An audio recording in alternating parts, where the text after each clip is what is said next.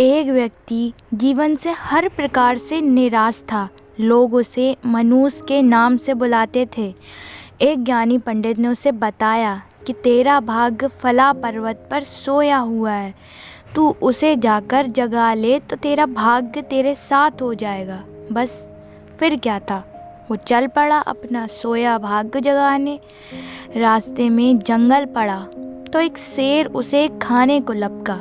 वो बोला, भाई मुझे मत खाओ, मैं अपना सोया भाग्य जगाने जा रहा हूँ। शेर ने कहा कि तुम्हारा भाग्य जाग जाए तो मेरी एक समस्या है, उसका समाधान पूछते लाना।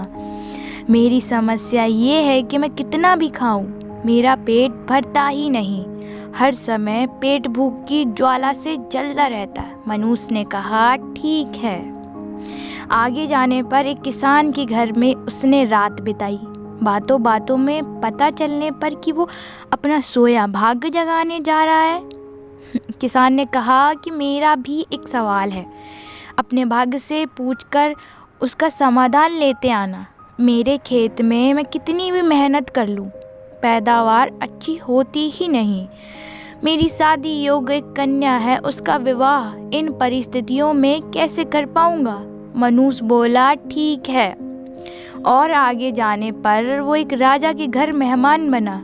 रात्रि भोज के उपरांत राजा ने ये जानने पर कि वो अपने भाग्य को जगाने जा रहा है, उससे कहा कि मेरी परेशानी का हल भी अपने भाग्य से पूछते आना।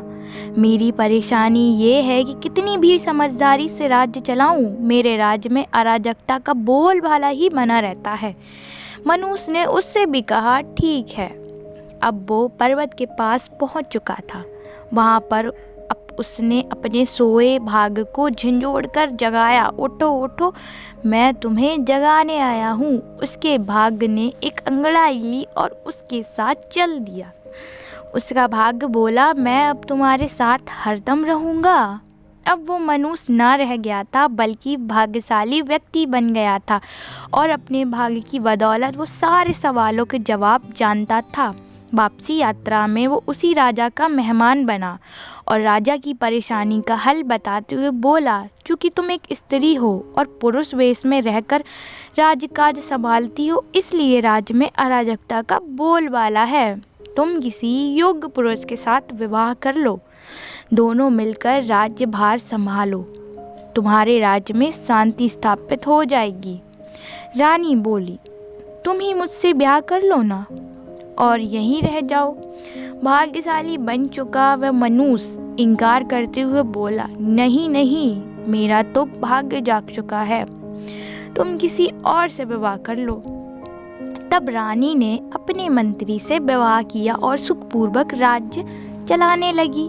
कुछ दिन राजकीय मेहमान बनने के बाद उसने वहां से विदा ली। चलते चलते वो किसान के घर पहुंचा और उसके सवाल के जवाब में बताया कि तुम्हारे खेत में 7 कलश हीरे जवाहरात के गड़े हैं। उस खजाने को निकाल लेने पर तुम्हारी ज़मीन उपजाऊ हो जाएगी और उस धन से तुम अपनी बेटी का ब्याह भी धूमधाम से कर सकोगे।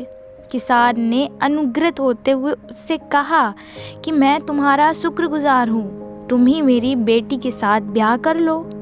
पर भाग्यशाली बन चुका वह व्यक्ति बोला कि नहीं नहीं, मेरा तो भाग्योदय हो चुका है, तुम कहीं और अपनी सुंदर कन्या का विवाह करो। किसान ने उचित वर देखकर अपनी कन्या का विवाह किया और सुखपूर्वक रहने लगा। कुछ दिन बाद किसान की मेहमान नवाजी भोगने के बाद वो जंगल में पहुंचा और शेर से उसकी समस्या के समाधान स्वरूप कहा कि यदि तुम किसी बड़े मूर्ख को खा लोगे तो तुम्हारी ये क्षुधा शांत हो जाएगी। शेर ने उसकी बड़ी आवभगत की और यात्रा का पूरा हाल जाना। सारी बात पता चलने के बाद शेर ने कहा कि भाग्योदय होने के बाद इतने अच्छे और बड़े 2 मौके गंवाने वाले ए इंसान, तुझसे बड़ा मूर्ख और कौन होगा। तुझे खाकर ही मेरी भूख शांत होगी। और इस तरह वो इंसान शेर का शिकार बनकर मृत्यु को प्राप्त हुआ। कहानी से शिक्षा क्या मिलती है?